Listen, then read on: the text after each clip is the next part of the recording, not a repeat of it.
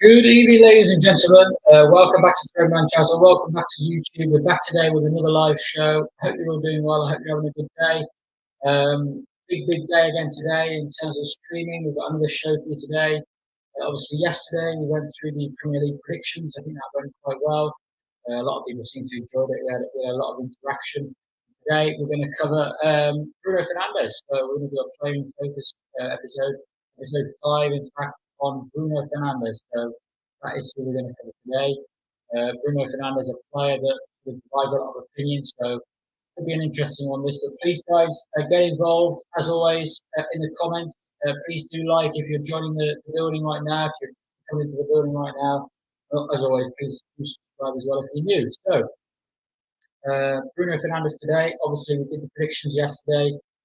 We've also got later on this week, we're going to be covering Manchester United targets. We're going to go through some forward players that I think Manchester United should be looking at. We're going to analyse them, look at different forward players, and then make a decision on who we think they should play. So that's what we're going to do later on in the week. Today is going to be Bruno Fernandes. As you can see the banner going across the bottom of the screen, please let me know your thoughts and comments on Bruno Fernandes. Will he start under Erik Ten Hag? That is the big question for today. Will Bruno Fernandes start under Erik Ten Hag? So, as we always do, we'll have an honest discussion. I'll read out the comments as always. We'll talk about Bruno. We'll talk about sort of his attributes, the season he's had sort of last season and since he's joined United. And obviously, as always, we'll bring in a few stats and facts as well. So, let's get started then in terms of the content. So, let's have a quick look firstly at Bruno Fernandes since he arrived at Manchester United. So this is obviously Bruno joined in the 1920 season in January. So this is his sort of setup for that first season. You can see, obviously, he played in the Liga NOS in the Portuguese league for half of the season. You obviously got 15 goals and assists combined there in 17 games, and he got obviously 15 goals or assists in 14 games in the Premier League. Obviously, a nice record in the Europa League as well. Also a goal in the FA Cup. So obviously, he had a very, in terms of numbers, he averaged a goal or assist a game, really, didn't he, there? 27 goals and 22 assists. So more or less a goal or an assist a game. So this is from his 1920 season. This is from his first season at Manchester United, obviously his first half season. And obviously, he had a very good start. So that was Bruno's first season, really. There were talks about Ole Gunnar Solskjaer getting sacked, obviously, at home to Burnley in that game. I think he lost 2-0. And then Bruno came in January. And obviously, Bruno had a massive impact on the team in terms of the goals he scored, the assists he got. So Bruno Fernandes obviously got a lot of praise. So that was sort of the start of Bruno Fernandes. That was sort of the start of his career at United. You know, he scored a lot of goals, got a lot of assists. Obviously, in that first season, everyone was sort of happy to be free from the reliance on Pereira and Lingard. But I think there's a deeper message to have a look at, and we're going to have a look at it. Alien Tenno, big up, mate. I hope you're well. GG says, big up for coming along, mate, by the way. Bruno is a high volume player who isn't efficient. Yeah, we're going to talk about this in a minute, GG. As I said, I read, you've got to read between the lines, really. It's not all about goals and assists, so we will cover that in a moment. So yeah, Bruno Fernandes. So that was his first season. If you're just joining the building right now, we're doing an analysis on Bruno Fernandes. This was his first season for Manchester United. This sort of first half of the season when he came in. This was his second, so his first full season really, but the second season he was here. So obviously you can see there again, sort of in the Premier League, getting a lot of goals and assists.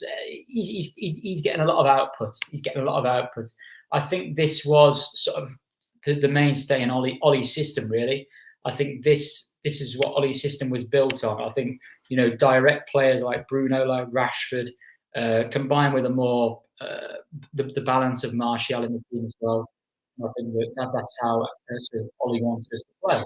He wanted to obviously play on the counter quite a lot, and also, you know, Martial was sort of the glue, really, wasn't he, for the attack? So I think Bruno Fernandes had a massive role to play in Ole's first season and a half in terms of the goals and the assists he got. Obviously, if we look at this season, this season, obviously the numbers have dried up quite considerably. Still not bad at all in terms of numbers, but the numbers have dried up for his standard. So if you just look at the numbers, if you just look at the numbers, you look at Bruno and you think, well, Bruno must be a great player. Look here, in the first season he's got 8 goals, 7 assists in the league. Then in the league he's got 18 goals, blah blah blah, and he's got 10 goals. He must be a fantastic player. I think this comment from Gigi is interesting.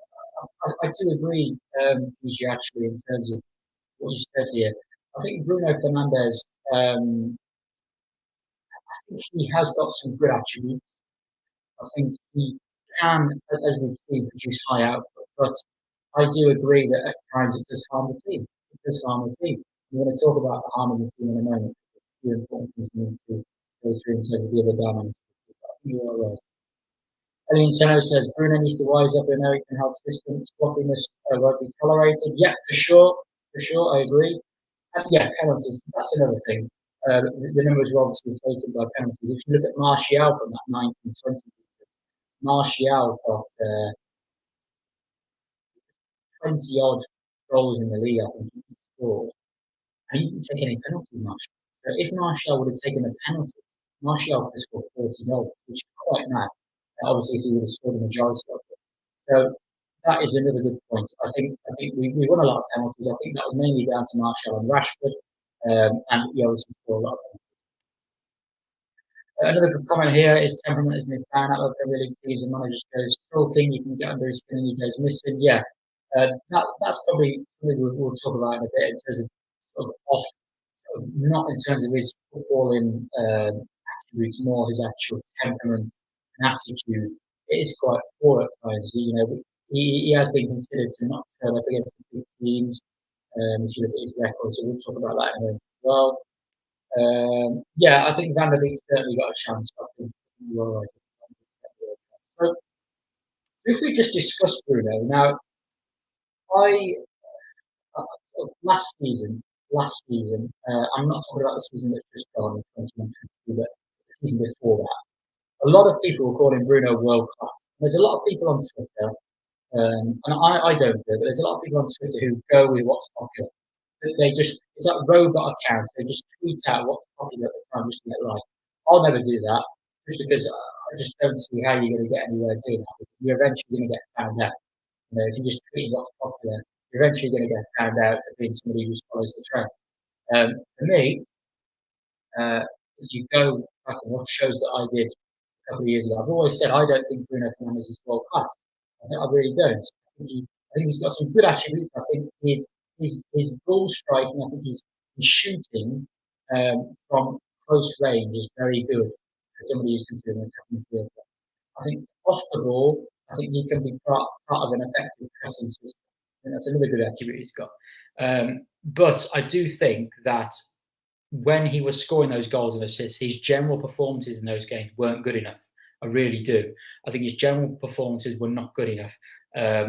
Same with Marcus Rashford. Same with Marcus Rashford as well. I think both of them under Ollie, even though they were getting double figures in terms of goals and assists, sort of over 20 combined, really. They were getting 25, 23 sort of each in terms of goals and assists. They were not actually performing well in terms of their overall game. And you might be thinking, well, Charlie, what are you on about? Forward players are supposed to just score goals. I don't agree with that. I don't agree that the only job of a forward is to score goals. I think you've got to, as a forward player, if you look at players like Roberto Firmino, as a forward player, it's not just about scoring goals, it's about helping the team out as a whole. If you look at the way that Manchester City plays, the way that Liverpool plays, when they lose possession, how they react to losing the ball, how they follow managers' instructions, how they fit into their respective systems. Bruno Fernandes, I think he's a decent player, but I don't think he's anywhere near world class. Even if he was scoring 30 goals when he was, I didn't consider him world class, just because I think his overall game needs to improve. I just think we've seen some reports come out in the past that Man United was scouting him. We were about to not, we sort of thought we're not going to sign him because he loses the ball too. And then I think Ollie decided to go against that, and another individuals in the club decided to sign him. So I think there was some reluctance within the club due to the amount of times he loses possession. But we ended up signing. So let's see if he can improve on the way. Don't think Van de Beek has the athleticism to play at a high level in the Prem. Technical isn't the end all. Yeah, look, I've always disagreed with that sentiment, PG. That's just my personal opinion. I may be proved wrong in the end. But I think Van der Beek is a top. I think he's a top player. I really do. I honestly think. I think Van der Beek is a real top player. I just think people don't understand what he offers, so they think he's crap. They don't actually understand what kind of a player he is. But that's my personal opinion. I think Coutinho is better, personally, Gigi. I think Coutinho is going better, in my opinion. It's not coincidence that a lot of these players Scotland playing back in front of fans. Good point.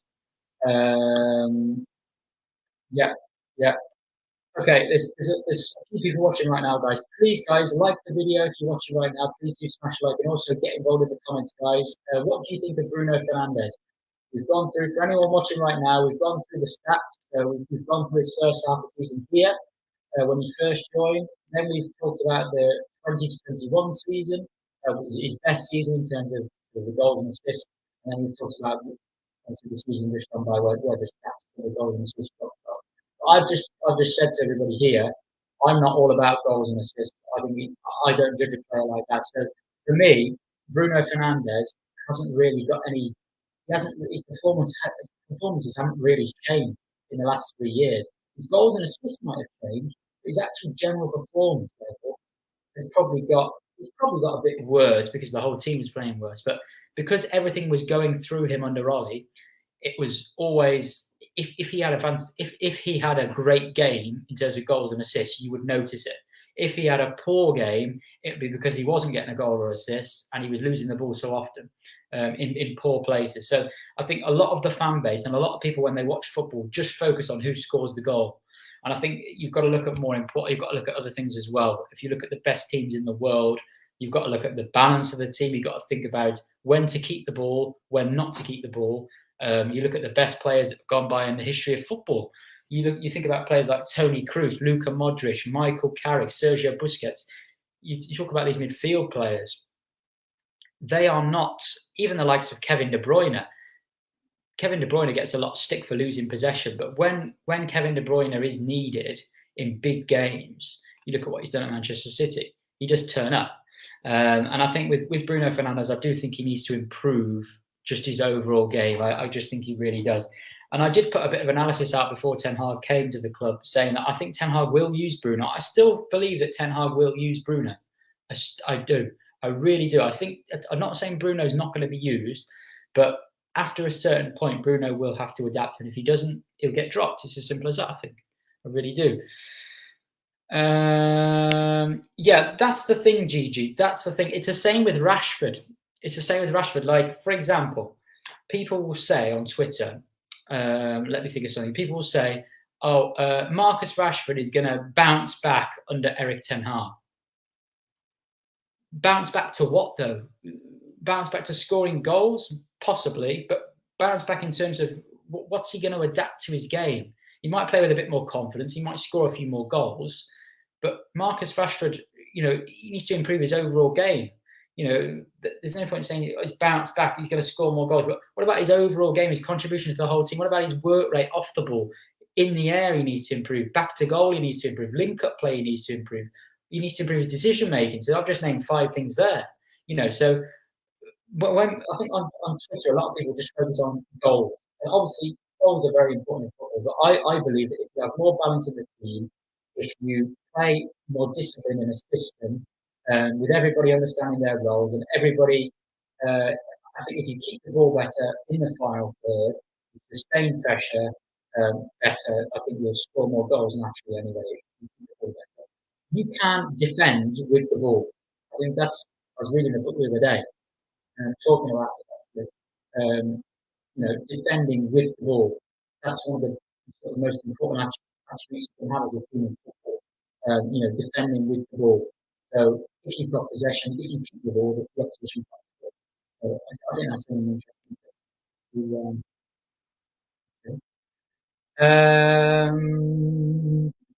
Frankie de Jong. I don't think Frankie de Jong will take Bruno. I don't know if you mean take his place.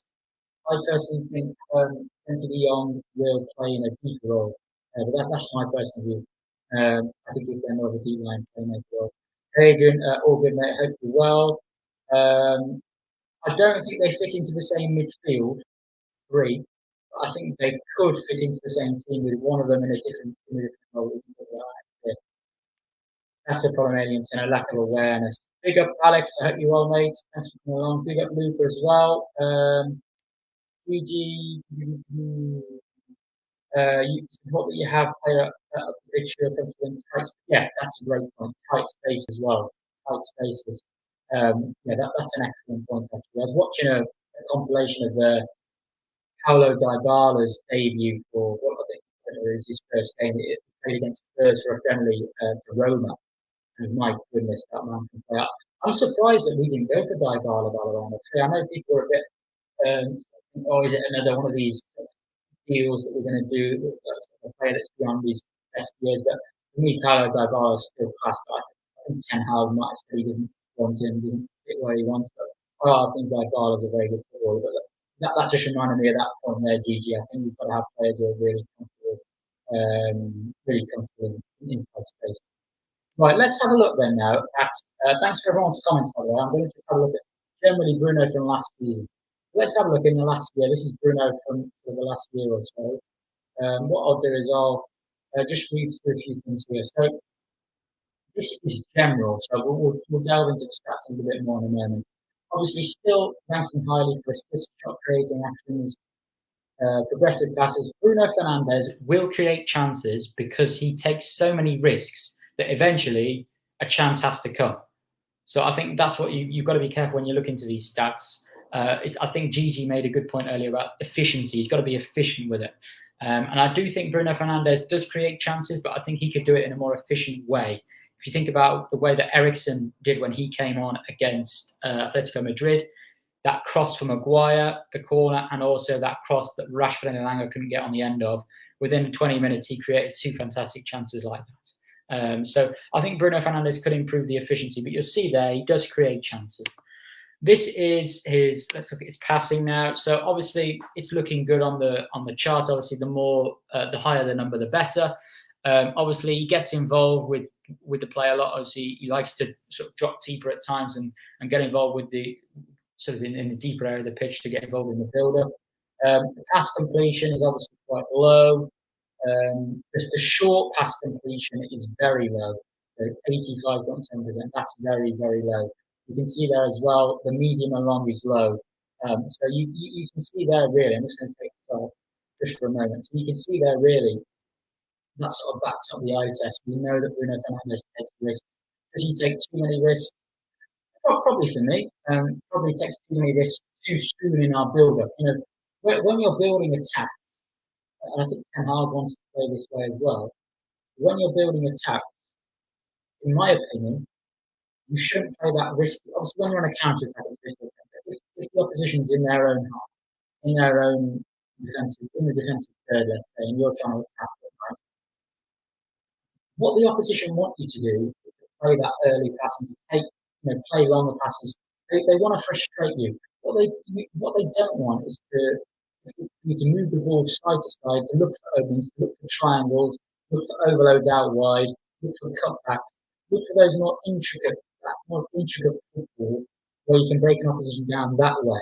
That's the way I think Erik Ten Hag wants to play. I think he wants to. We've seen some of the link-up play we've seen under Erik Ten Hag. And in all fairness, Bruno Fernandes has been a part of that. In all fairness to him, but I think Erik Ten Hag wants to see the intricate link-up play closer to the goal rather than these sort of 50-yard passes, hero ball passes being played direct. If you think about the way that Ralph Rangnick wants to play, win the ball back quickly and hit them and try and score. Erik Ten Hag wants to dominate possession and he wants to sustain pressure. He wants to sustain pressure. So that's what's important for Ten Hag. And I think Bruno will have to be more disciplined. We've seen him in pre-season, to be fair, where Bruno has looked to keep things more simple in certain games. But I think in particular the game against Atletico, I think he did struggle. But guys, there's 9 people watching right now. Please, guys, leave a like if you're watching right now. Please get involved in the comments. Let me know what you think about Bruno Fernandes. We're going to look into. We've looked into some stats. Do you think he is a good player? Do you think he's a great player? What do you guys think? Let me know, please. Just want to look at this again. So this is his passing for the last sort of season or so. So you can see here, the stats show that this guy is a great passer in terms of the volume of passes. When you look at the accuracy, obviously it's a lot lower, because he's trying so many passes that naturally, um, yeah, naturally that he's gonna a lot of them are so risky that he's eventually going to lose possession. So if you look towards the bottom there, you'll see their key passes into the final third. He's a very, very high progressive, volume progressive passer really. So he will always look for those openings. I just think he I just think he needs to look for those openings a little bit more closer to the goal. I think at times Bruno sometimes drops deep, and when we're on the counter, he looks for that more direct pass too early. So for me, I think yeah, I think Bruno could be a bit more intricate. Well, let's go through a few comments. Um, yes, cheatable football. Yeah, I saw that. Sort of the online abuse directed at players. A lot of United players there. Wasn't aware of that. Obviously, I'm too young to know. Short passage percentage is really concerning. Yep, you're right. Build up players and link up players a liability. Dion isn't coming to United. Let's face it, we're all getting near the. Yeah, that's the issue. Look, United have had a bad window, and it's looking like it's getting even worse. What's going on with Dion to Chelsea rumours? But I don't really get it. I think that even if Chelsea agree a fee with Barcelona, they've still got to sort out the wage problem. So I don't really understand how they're going to sort that out, whether they're going to pay the wages they own or what. I really don't know. So we'll see what happens. GG start being patient and circulating. Yes, you are right. And Barbosa, nice to see you, mate. I haven't seen you on the channel before. Thanks for coming along. If I'm not mistaken, you're probably a new subscriber, so thanks a lot for that. I'm contented with our players. They are adopting Erek's style. Yeah, I think they're trying. I think they're trying. I just think a few players are struggling. I think Bruno may be one that it would take him a bit of time. If he sort of does end up adapting, it will take him time to do so. I do believe that. So let's have a look at a little bit of defensive, sort of defensive contribution of Bruno. So Bruno Fernandes is quite tenacious. You'll see there tackles won, dribblers tackled, dribblers contested, and clearances towards the bottom as well. Pressures, he's not too bad at. I think generally Bruno Fernandes is out of possession. I think he can be useful. I think sort of as part of a good compact sort of press, I think he can be part of a good, efficient press out of possession. I just don't think. I think in recent years Bruno has tried to lead the press for us, and he's been a sort of almost like a headless chicken, a sort of lone presser at times trying to press things. He's just worn himself out, and then because he's out of position, our team shape is then suffering. So I think Bruno Fernandes needs discipline. I think he needs discipline in and out of possession. If he gets that and he gets the manager doing that, I think his overall performance will improve. His goals and assists might reduce, but I don't care about that. I want the team to play better as a whole, and the team will score more goals and everyone will get more assists if Bruno Fernandes is more disciplined anyway. I think that's what people need to realise. You will be more successful as a football team. You'll be more successful as a football team if everyone understands their role, if everyone, as I said, if you can wait for openings patiently, you adapt to Ten Hag's style, we'll do better as a team than if one player goes against his instructions and tries to be the main player and go for that direct pass too early. That's my thoughts on that. GG, Frankie isn't leaving, but if he does, I think he comes to United. Honestly, I'm fed up of hearing about this Frankie thing.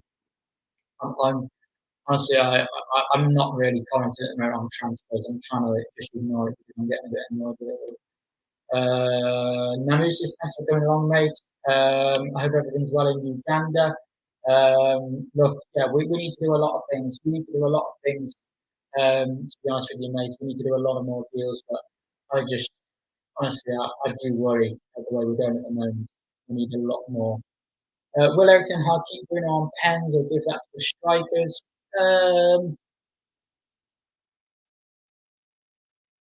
I expect I'd expect probably Bruno to stay on penalties personally. I think he'll probably stay on penalties. Obviously, he did very, very well a couple of seasons ago with his penalty conversion rate. So, I think he'll probably stay on pens. I guess the question is, what's his best position? Is it as an 8 or a 10?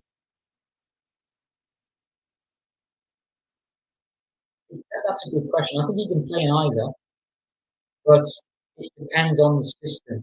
It depends on the system. If he's as a 10, if Bruno is playing as a 10, you need the two players, if you're playing a midfield three, the two players behind him, they've got to be in sort of, for example, in Ollie's system. Fred and McTominay played because we had the likes of Rashford, Bruno, Greenwood, Ronaldo, very, very direct players. We needed Fred and McTominay to cover the ground. We were in defensive transition, we were so weak. The forward players were not working hard enough, and then we needed Fred and McTominay to cover the ground. So I think if he says a 10, which he can be effective, he needs players behind him. He needs players who can cover ground. Unless you're going to try and discipline it. It totally depends on what you want from him. If you want to discipline him and tend to be more patient and try and coach him into that way, then I think he would play either role. But I just think with Bruno, I think he's such an attacking player, such a direct player, that if he's going to be as an 8, he would need much more discipline because if he's roaming out of position so often, if you're playing if you're playing 2 8 or maybe an 8 and a 10, you're just leaving one player behind you to cover that much ground. Because I think Bruno, I think at times he goes so high up the pitch, he wants to get involved, fair enough. He's got some good attributes attacking wise, but you need that support behind him. So I think it depends what you want. I think it depends what Ten Hag wants from him. If Ten Hag tries to discipline him, I think he'll play probably as a 10, just because I think that's probably where he sees Bruno. But I think if he is going to play as an 8, he will need how he plays for Portugal. He's a lot more disciplined, a lot more simple, to be honest with you. So I think it depends. Oh, I think Tony Kroos. Yeah, that would be an interesting one. I don't think that's going to happen. Anthony isn't going to happen. I don't think. Sesko might not even happen. It depends on what Chelsea do. Striker scoring breeds confidence. A pen is usually yep. Our starting line is the same with the second 11. Yeah, as I said, Bruno Fernandes. My general judgment on him is decent player. Needs to get more discipline. Needs to retain possession more often.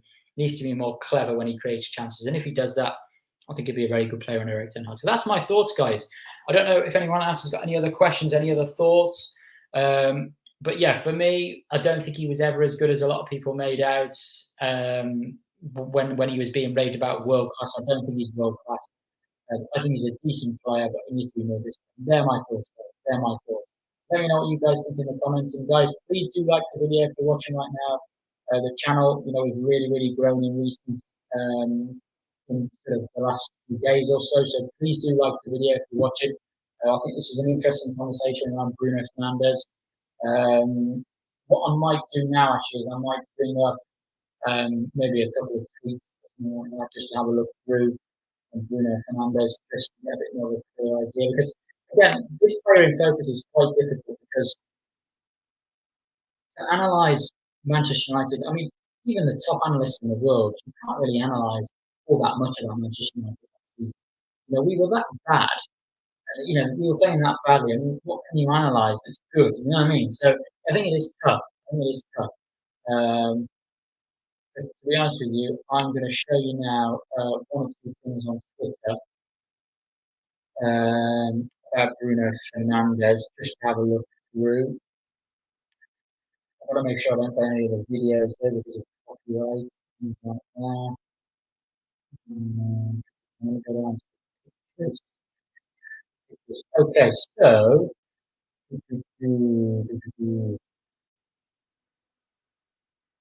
okay, so obviously we've seen in pre-season, Bruno has obviously been playing in the 10. So you'll see here, you've got a little triangle. You've got Fred. Let me just bring up my screen, and then I can show you guys what I'm talking about. So this is it. So you should be able to see that now. So if you look, this is from preseason.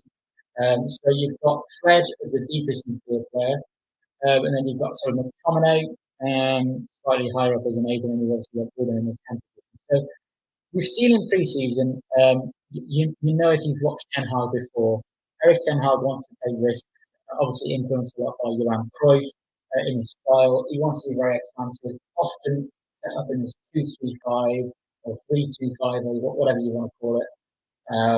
Very, very expansive. So Bruno Fernandes may well benefit from that because we've seen, particularly with Donny van de Beek at Ajax, when you've got a player playing in the 10 position, you don't just stay in the position of what a number 10 would normally be.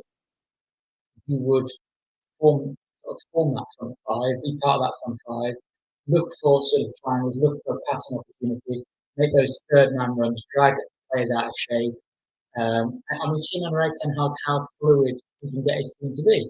We've seen on many, many occasions Ajax have scored some brilliant team goals. They've got often, as I said, often they form an incredible shape that you would never have thought of if you were thinking of how to play football. It might be a 4-2-3-1 or a 4-3-3 on paper, but Erik Ten Hag's team, when it's on the pitch, when you look at the shape on the pitch, it does represent that. It represents sometimes a front five, as I've just said. So I think if Bruno Fernandes can understand what Ten Hag wants from him, be more disciplined, I think he needs to play with a little bit less freedom. I think he can still have some freedom. You don't want no freedom, but I think Ollie gave him too much freedom. I think you need someone in between. Give him some freedom, but not as much as he had under Ollie. He needs to understand what his job is. Bruno understands. Bruno understands, I think, some parts of the game. I think he understands football, but I think his way of playing football is he always wants to impact the game. I think sometimes you don't have to impact the game by scoring a goal. Sometimes the best thing you can do is impact the game just by keeping the attack moving, playing a short pass, making a running behind, dragging the defender out of position. So I think if Bruno Fernandes, we see this midfield dynamic, I would hope that Frenkie de Jong can come in, but I'm not so sure. If he was to come in, Frenkie de Jong would play, I think, in the Fred position. I don't know what would happen to McTominay. We can talk about that when it comes to it. But I think Bruno Fernandes will still play quite a lot of games under Ten Hag. I think he just needs to take on board what Ten Hag wants, because what Ten Hag wants is going to be a lot different to what Ollie wanted. I think under Ollie, I think he really wanted Bruno Fernandes, Marcus Rashford, whoever was one of the four players, take risks, shoot on side. Ten Hag doesn't want that. Take risks in terms of your shape, in terms of we're going to play with a very attacking shape. We're going to try and be as expansive as we can. But on the ball, I want you to be patient. I want you to be patient. And I think Erik Ten Hag takes risks in terms of shape more than he does in terms of on the ball directness. I think that's the big difference compared to Ollie and Ten Hag. And I think that's something that Bruno will have to get used to. So that's just my thought on that. If there's anything else, I'll just have a look, see if there's anything else that I can go through in terms of Bruno.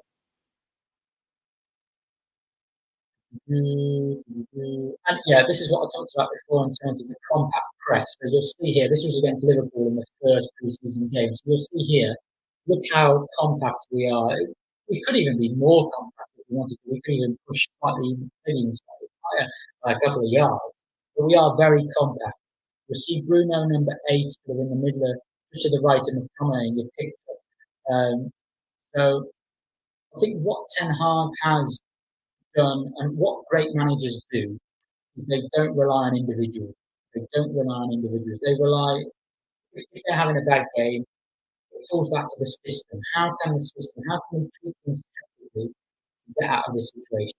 Of course, the likes of Pep Guardiola, Jurgen Klopp, they've got very good players that make the system work. But it's not about individual brilliance, as we would say. It's about working well in the system. So I think Bruno Fernandes under Ollie, I think when we were trying to, I think under Ollie we half pressed.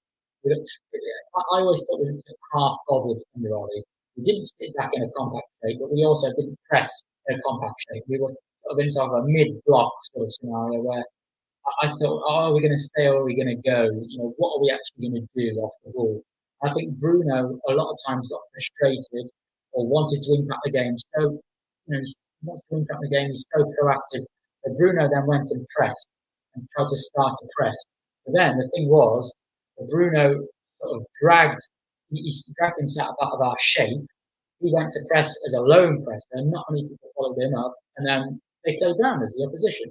I think under Erik ten Hag, he will use the likes of Eriksen. He will use the likes of Rashford, Martial, are not known so much for their work off the ball in terms of pressing. They're not. They've received criticism for lack of work rate, etc. Rashford last season, Martial, some people think he's lazy, etc. I don't buy so much into that. I think he's quite a smart footballer. I think he could do better off the ball, yes.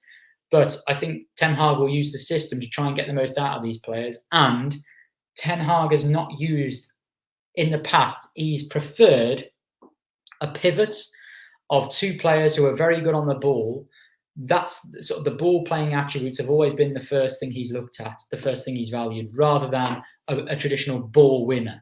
So I think Ten Hag will use the system and use what players he has to get the best out of our pressing out possession. I think Bruno Fernandes, as part of a compact press, with everyone working together, I think Bruno Fernandes will look less wild and less like a headless chicken that he might have done. Same with Fred as well.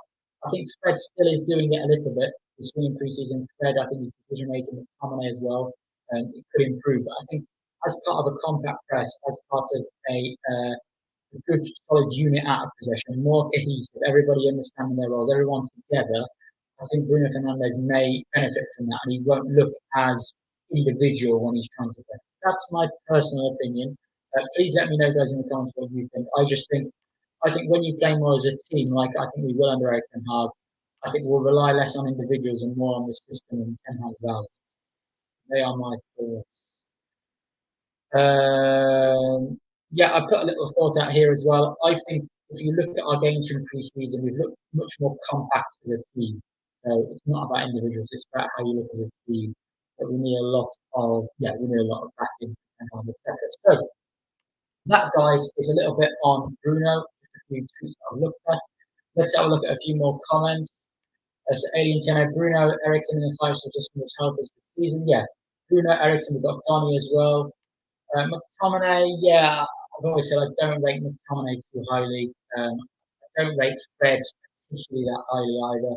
I think we need big upgrades in midfield, to be honest with you. But that's my personal thought. Is the pursuit of Frankie de Jong going to hurt United if he does not sign? And yeah, of course he will. And we've seen a lot of players go this season that Man United have been looking at. Look at the likes of Timber, Anthony. You look at the likes of Kamara, who's gone to Villa, that could have been a possible target. You look at Neves. There's a report coming out. Neves maybe very likely that he might be staying at Wolves now. So a lot of players that United fans maybe are looking at to sign, not particularly the club, but more the fans, are not available. So if we can't sign Frankie de Jong, I'm really not sure where we're going to go in the midfield market. So I think it's going to hurt us a lot. We cannot be left with Fred. We really can't. And it's not going to be good. That's my thoughts anyway, guys.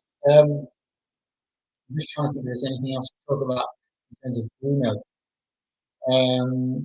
We could talk about maybe his attitude. I don't think that's particularly fantastic as well.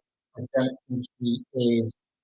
At times he sort of shrugs his shoulders, moans around, moans at people. I think he needs to get on with it really. Sometimes I think he goes to the ground way too easily. And he goes to the ground way too easily at times. That's my personal view, guys. Anyway, as I said, I don't want this to all be negative. I think he's got some good attributes, but for me, I think he will turn Erik ten Hag. I think he will. But I think he's going to have to improve his game quite considerably to be a mainstay in the next 3 or 4 years. I think he's going to have to improve his game. That's my thoughts, guys. Please let me know, guys, what you think in the comments. Please do like the video as well, guys, if you're watching right now. If you're new as well, please do subscribe. Thank you to everybody who is new.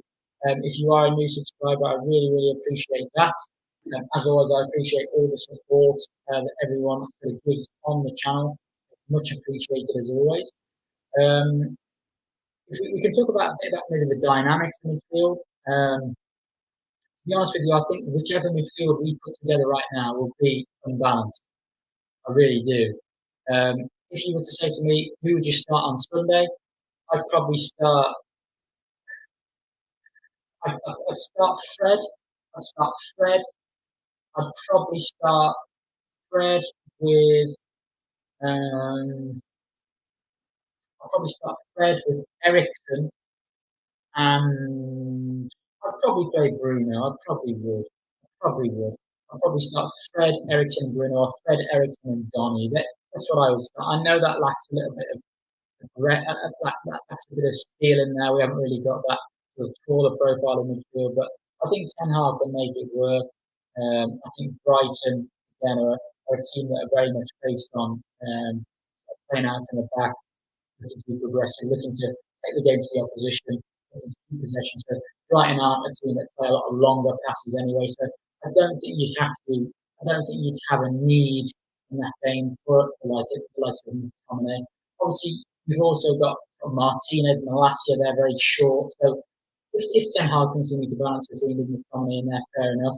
I think we have got the likes of Gallo. We've got Maguire as well. Very strong in the air. Martinez is actually good in the air for his height, although a lot of people haven't read up on that. Martinez is actually very good in the air, although he is a smaller profile. So I think we'd be okay. I think we'd be okay. Look at the Barcelona teams gone by who've won countless trophies. Look at their team. They have a lot of good profiles in there. You can argue maybe PK and Busquets, and that's probably it.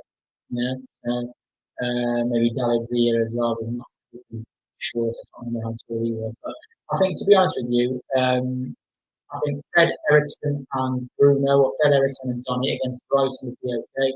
But I don't think, as I said, I don't think it's always going to be someone because you're going to lack something, whichever three you put. That's the issue. Whichever three midfielders you put together, you're going to lack something. So for me, I think Fred Ericsson and Bruno, or Fred Ericsson and Donny would be something to work with for Sunday's game. But against the likes of Liverpool City, I think there would be a need maybe to bring possibly a McTominay in. But we desperately need a midfield player, at least one, to be honest with you. Yeah, I agree. I think against lower I think against sort of teams outside of the top sort of 8, I think you'd be okay. But I think we will have to adapt. And I said this last season. You can play the likes of Matic and Pogba against the teams lower than 8. But if you've got a team like Liverpool and you're playing the likes of Matic and Pogba as a 2, you are going to get found out. You are going to struggle. Lack of proactiveness in the field. You haven't really got that sort of energy, that tenacity in there. So you will have to sort of balance it out. And as I said, the midfield options that we've got right now, I don't think any three give you balance. I don't think any three do. It's just about thinking which three give you the most balance from now until we get the fielders in. And I think Fred, Ericsson, and Donny or Bruno would probably be my sort of pick for Sunday game. If you want to go for a safer option with McTominay, you can, but I just don't see what McTominay offers. I really don't. On the ball, I don't think he offers a great lot. Even off the ball, McTominay, his positioning is poor. I think I don't think his positioning is fantastic. I think he dives into things. He's actually not that good off the ball. Just because he's big and strong, people think, oh, he's a good tackler. He wins headers, and he's actually not that good. He's actually not that good at all. So yeah, I don't rate McTominay highly. I think Fred's better, but I still don't rate Fred that much. But that'll be my 3, guys. Let me know, guys, what would your 3 be for Sunday? Who would you start? Let's actually do a team for Sunday while we're here. Let's have a look. Let me get this up. So we'll do a team for Sunday's game. Who would you start for Sunday's game? The football lineup for Sunday. Which team would you start, guys, for Sunday's game? So I'm going to get this up now. 4-2-3-1. Most likely it might be a 4-3-3. If we've got no McTominay, let's have a look. So let me know, guys, who would you start for Sunday? So give me your teams for Sunday, guys. We'll see what everyone thinks. I've just shared my screen here, so you should be able to see everything clearly. So this is going to be a tough game, I think, against Brighton. I really do. I think this is going to be a tough game. Let's have a look at it. So in goal, obviously, I don't think anyone's going to argue we're going to have David De Gea. Right back for me, I think Diogo Dalot is more or less certain to start. Okay, what about this one? So this generates a lot of interaction. So Maguire, obviously a lot of people don't like Maguire. I'm not a great fan of Maguire, but I think he will start because he's the captain. I think Varane isn't too reliable as well. I think with injuries, I think Martinez will be left centre back. I think Malacia will start. I think Malacia has been the most impressive out of Malacia and Shaw in pre-season, personally. So I think Malacia will start there. But let me know, guys, what do you guys think? Please get involved in the comments. Let me know what you guys think. If we look at this now, obviously you can play, if you want, you can play sort of the 4-2-3-1, or you can play the sort of 4-3-3. So obviously, as I said, it doesn't really matter what formation you put out on paper, because Ten Hag will always sort of that will be so fluid in game that you won't see that all that much on the ball anyway.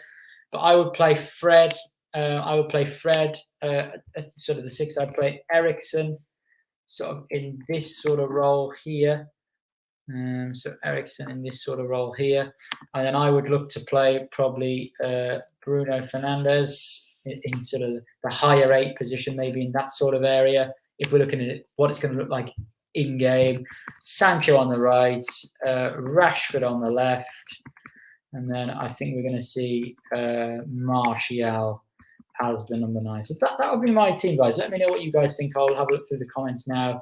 Please do like the video if you're watching right now, guys. We've had a look at Bruno Fernandes. We've had a look through a few stats. We've talked about Bruno Fernandes, and now we're having a look at the team for Brighton. So which team would you guys like to see for the Brighton game? So please do let me know, guys, what team you guys would like to see. I'm going to zoom in a little bit on this so you can see it. I've gone for... Okay, so I've gone for De Gea in goal. I think that's nailed on. Let's see what everyone else is saying in the comments. So we've got Alien Tenno, David De Gea, Malacia, Martinez, Lindelof, Dalot, Fred, Van der Beek, Bruno, Rashford, Martial, Sancho. Yeah. No Eriksen. What should you think behind that? Interesting. No Eriksen. What do you think there, Alien Tenno? Do you think he's best as a sub? Obviously, put Van der Beek instead. I'd be tempted to play Martinez in the 6, with Fred Bruno as the 10. I think Martinez is left-footed, so Martinez and Fred might lack a bit of balance there. But for me, Martinez is going to play at centre back. I think Maguire has moved to right centre back in pre-season, and for me, that is telling me, and might tell everyone else as well. But for me, Erik ten Hag basically telling me that Martinez is going to play at left centre back, and Maguire's onto right centre back. So, look, in the ideal world, I'd play Varane, but Maguire is the captain. Varane is not reliable over a whole season. Maguire is more or less always fit. I think Maguire will play. As I said, I'm not the biggest fan of Maguire, but let's hope he can, have a good season as everyone else. Really, we need players to have a good season. Fair enough, Eriksen on in the second half. So that's what I would look at, guys, for Sunday's game. Possibly Van der Beek in for Bruno. I think, possibly Van der Beek in there. But I think this is the team I think will play. I think the team will play. I think we'll see Eriksen involved somehow.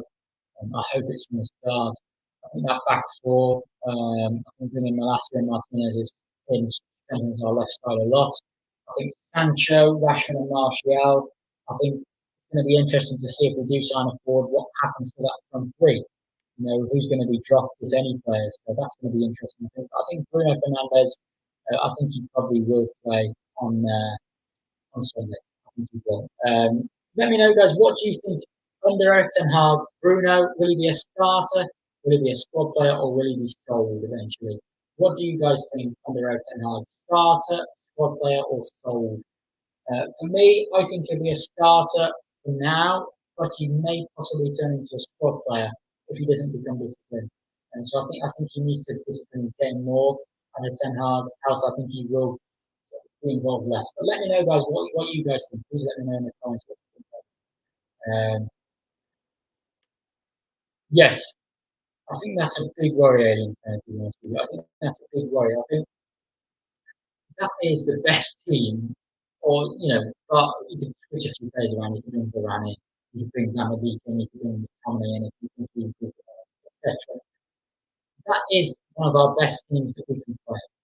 We can't change too much more, and that is going to be our better team.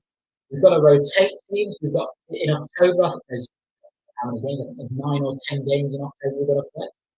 You can't play the same team for 9 or 10 games in a row. You're going to have to play one team on the Saturday or the Sunday, and you're going to have to play another team in midweek, and then change to another team. That's what you're going to have to do. You're going to almost have to play 2 11. That might be stretching it a bit, but you're going to have 18. You have to have 20 players really for those 2 games. So obviously the goalkeeper can stay the same.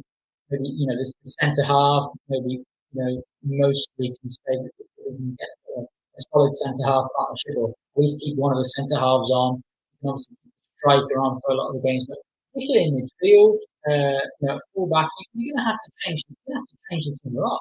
You have to rotate a lot. So I think you are right. I think we need at least 3 more players. Every 3 days, as AE Internet says in October, we're going to struggle with the squad that we've got at the moment. We've seen at Man United, we've seen that they look like they want to sign forward players, but I want to see some action. What are we actually waiting for in forward players? What are we actually waiting for? Because other than Ronaldo, Sancho, Rashford, Martial, Elanga, I don't think any of those players are going to leave. So why are we not signing a wide player now? This is what I don't get. Obviously Anthony's been priced out of the market ridiculously. So why are we not going for somebody else? I don't understand. So we did a lot more investment. As I said yesterday, I think we'll finish around 6th, but I think we'll struggle to finish any higher with the squad that we've got. But that's my thoughts, guys. I've got to be honest with you. I'll always be honest, and I won't be deluded or anything. I'll always just be honest with what I think, realistic. So that's what I think, guys. I think we will struggle unless we really invest. Erik Ten Hag will probably improve the football we play. We'll see some players perform better. A manager can only do so much. A coach can't perform magic. We saw that from him himself. Erik Ten Hag, I think he can only do so much. Bruno in and out. Yeah, I think a lot of players will be in and out of the first team with this season. So I think you are right. I think that's what will happen. They're my thoughts, guys. So, any other thoughts, guys? Please let me know in the comments.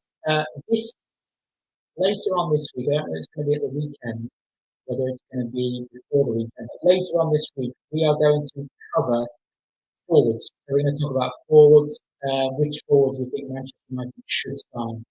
So we're going to talk about that later on this week.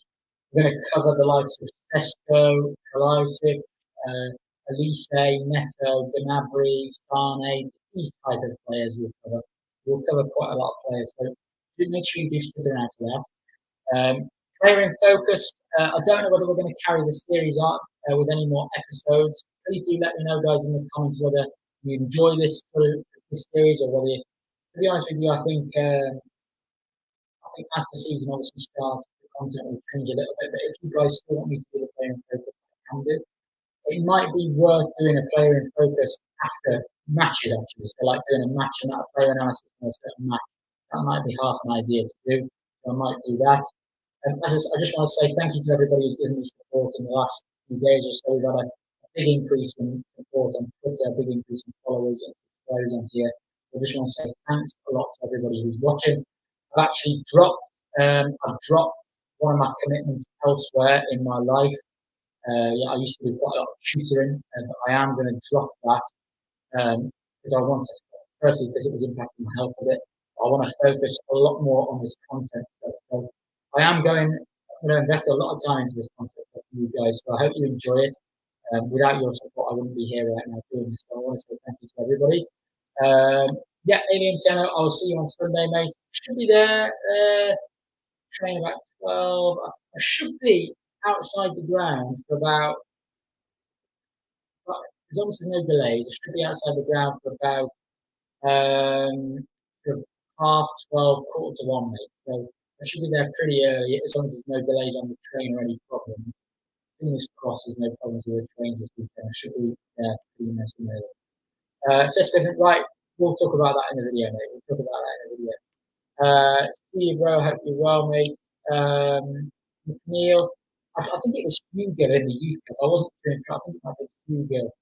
I think a lot of our young players need a lot more development before we can see too much in them. I'm not convinced by a lot of our young players. I think a lot of them need more development. That's only right, you know. I think that's only right. Anytime there's a protest at 12 from the 1958 club on Sunday. Yeah, I saw that Anytime. I just don't think I can get an earlier train to get there earlier. So I'll be interested to see if it's going to be absolutely rammed. But I'll just see when I can get there, mate. As I said, I don't think I can get an earlier train because I think the one I'm going on, I think the one's before, the one before, but it's got more stops or changes or something like that. I just want to go, straight there or just have one change. So I'll see, but I don't think I'll be able to get there for that. But we'll see. We'll see how that goes. That protest, and that'll be interesting for sure.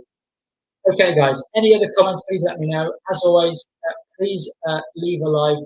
Please do subscribe if you're new. We'll be back later on in the week with a forward scout report. As always, I'm on Twitter. I may do a youth. I may look at a couple of young players from pre-season and do an analysis on Twitter if I get the chance over the next couple of days. That could be something to look at. Maybe tomorrow I might look into that.